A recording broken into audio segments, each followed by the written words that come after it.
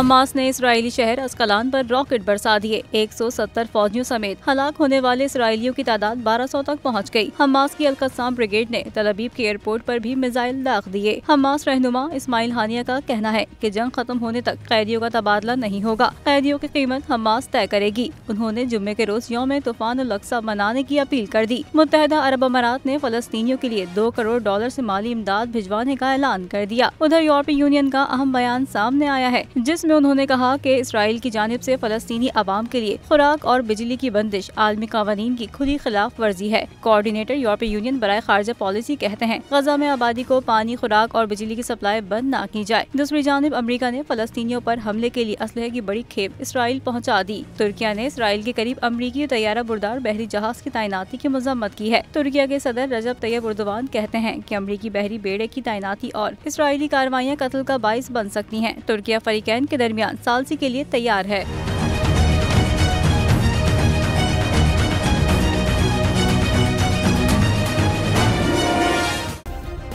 Subscribe करें और bell दबाएं ताकि कोई खबर रह न जाए।